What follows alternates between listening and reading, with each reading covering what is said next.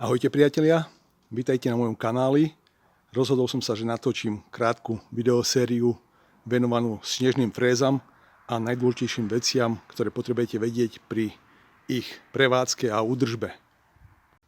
Všetky tipy a rady, ktoré s vami budem zdieľať, vám predvediem na 14-ročnej snežnej fréze vyrobenej v Spojených štátoch od firmy Ariens, konkrétne je to model Ariens Compact 22.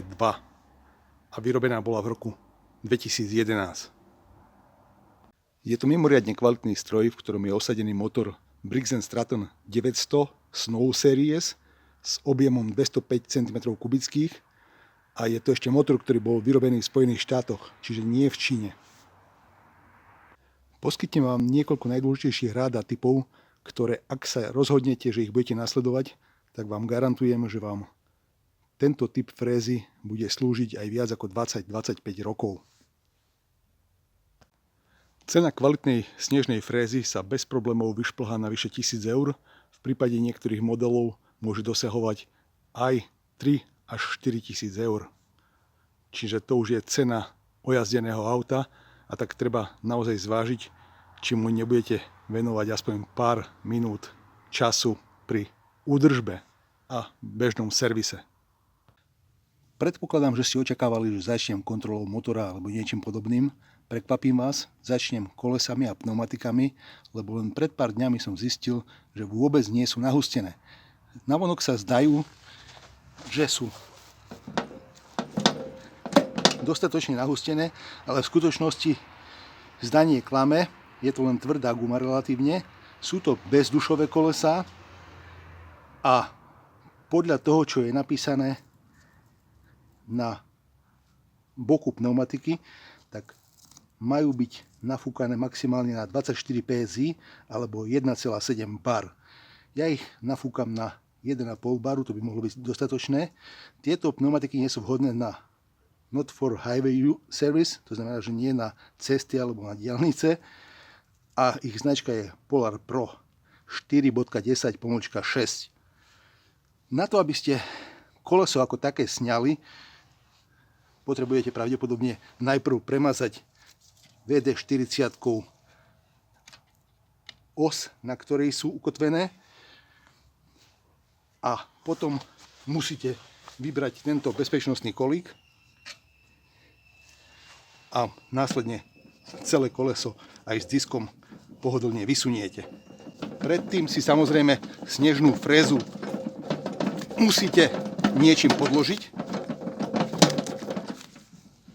Ja som si tam podložil taký plastový element a teraz vám môžem ukázať detail. To znamená, že tu je napísané, že max inflation up to 24 psi 1.7 bar, 1,7 baru.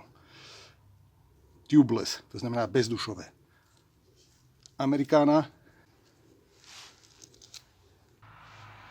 Ako som spomínal, pneumatika sa môže javiť navonok, že je úplne nahustená. Či to otestujete nohou alebo rukami, a v skutočnosti vám dokážem, že je úplne prázdna.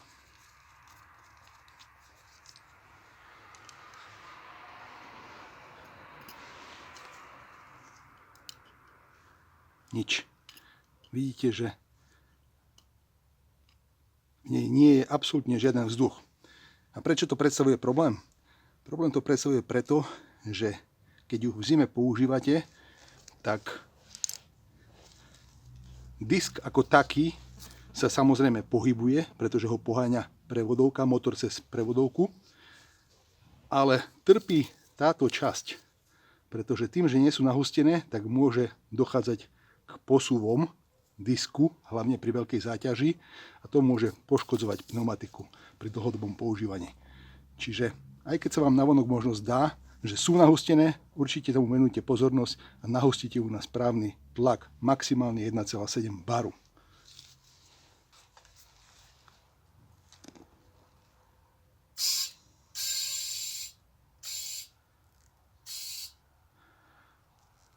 Ja ju nahustím na 1,5 baru To je dostatočné, nechcem ísť až na maximum na 1,7 a budem to kontrolovať opäť až o rok.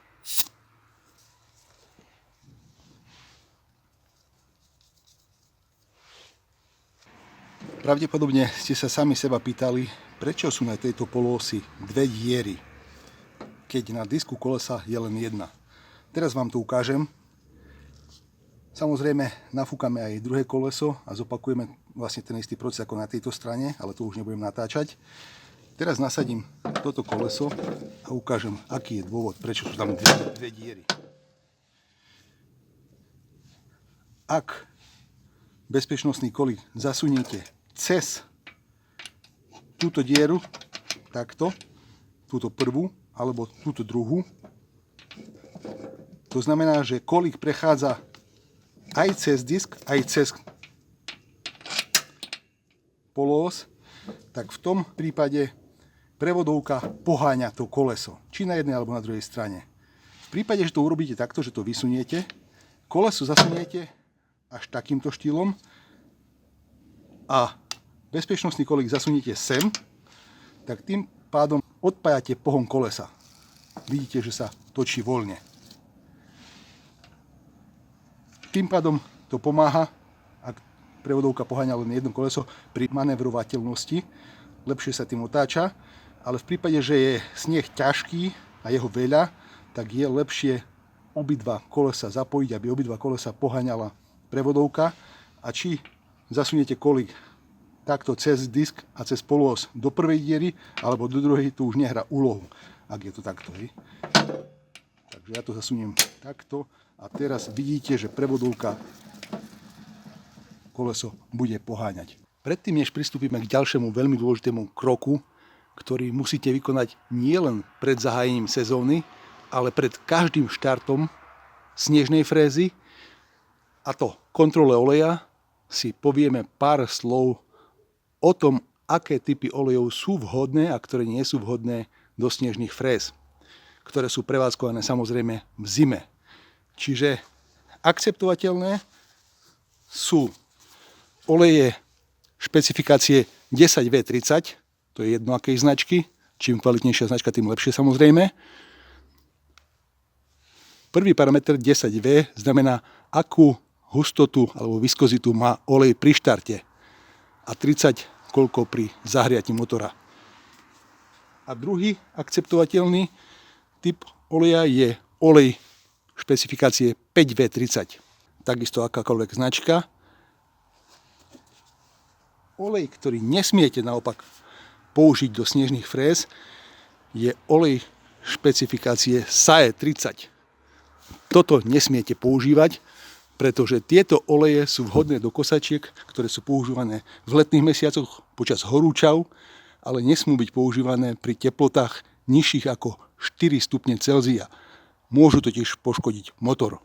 Teraz si ukážeme, ako správnym spôsobom skontrolovať výšku hladiny oleja. Olej by sa mal meniť po prvých 5, respektíve 8 hodinách, podľa toho, ako to máte uvedené v návode na používanie, a potom následne po každých 50 hodinách v prípade, že vaše motory nemajú olejový filter. Toto nemá olejový filter zariadenie, takže každých minimálne 50 hodín olej musí byť vymenený, ale samozrejme je lepšie ten interval skrátiť.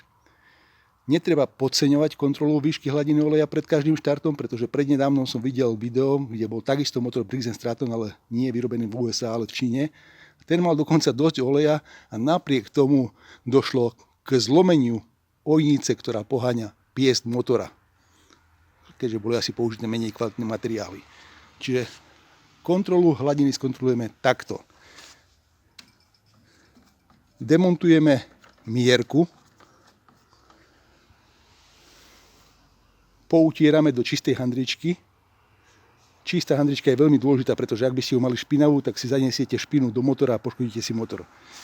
Tu vidíte mierku, kde sú dve šipky, ktoré ukazujú na hranicu alebo interval, v ktorom musí byť správna výška hladiny oleja. A pri dlhých mierkach Briggs & Stratton platí pravidlo, že tie zasuniete a vyťahnete naspäť. A môžete vidieť, že olej dosahuje až po hornú šipku. Takže je ho tam dostatočné množstvo a netreba ho doplňať a je prakticky skoro nový, keďže bol nedávno menený. Teraz mierku zaskrutkujeme, mierku, ktorá je aj zároveň aj zátkou a vieme, že motor môžeme bezpečne naštartovať.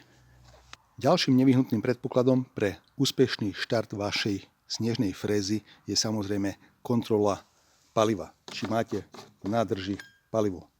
Demontujete zátku a skontrolujete, či tam máte nejaké palivo.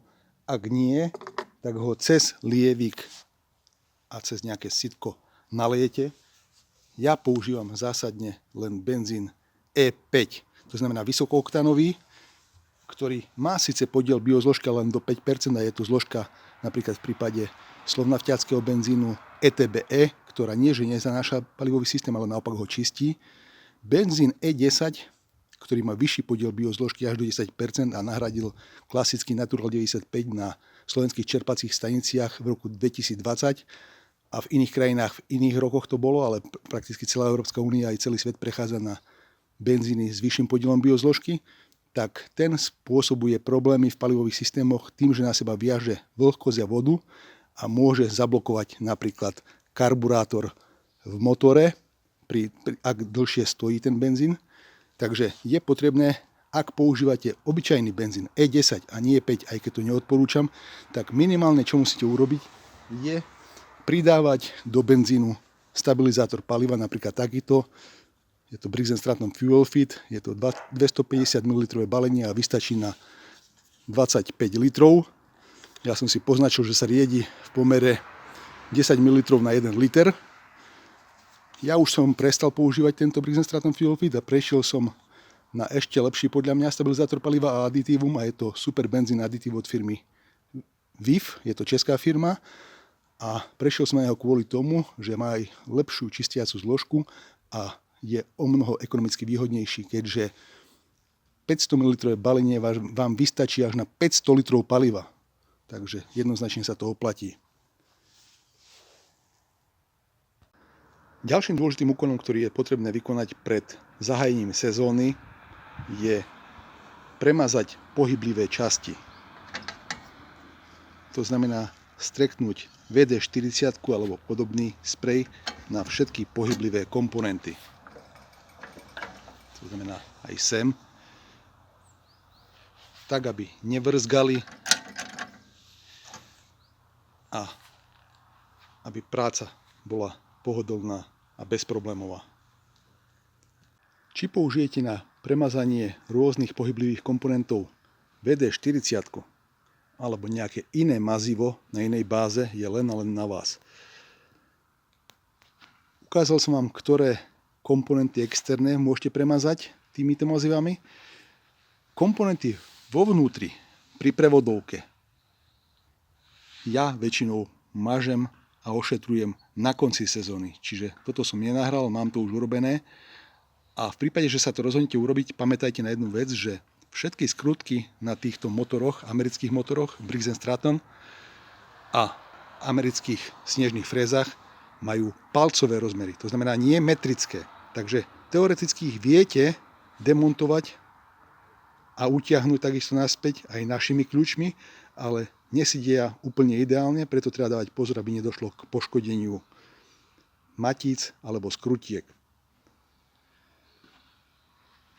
Pamätajte si, že v prípade, že robíte servis na takýchto snežných frézach, tak poloha, ktorá je odporúčaná, je tak, že vlastne frézu naklopíte smerom dopredu na tento bubon. Úplne takto. Ale platí pravidlo, že musíte najprv vyprázdniť úplne nádrž s benzínom a takisto musí ísť preč všetok benzín z karburátora, čiže ho musíte vyjazdiť. Aby dnešné video nebolo príliš dlhé, tak ho ukončím pripomenutím toho, že aj napriek tomu, že výrobca odporúča kontrolovať olej v motore každých 5 hodín, tak ja ho odporúčam kontrolovať pred každým štartom a kým štandardne pre bežné štvortaktné motory platí interval výmeny oleja 50 hodín, ak motor nemá olejový filter, tak výrobca pre tieto snežné frézy odporúča výmenu oleja každých 25 hodín. A je treba použiť olej špecifikácie, aké som vám ukazoval. V nasledujúcej časti vám ukážem ďalšie veci, ktoré sa týkajú plánu údržby týchto vynikajúcich snežných fréz a hlavne sa zameriame na kontrolu oleja v prevodovke, ktorú môžete vidieť tu v bubne. A takisto sa budeme venovať otázke tzv. Šírpinov. To znamená bezpečnostných skrutiek, ktoré môžete vidieť na tej poloosi, na ktorej je prevodovka a ktorých účelom je to, že majú chrániť prevodovku pred poškodením, pokiaľ narazíte na nejakú prekážku. Pre dnešok vám ďakujem za pozornosť a prajem pekný deň.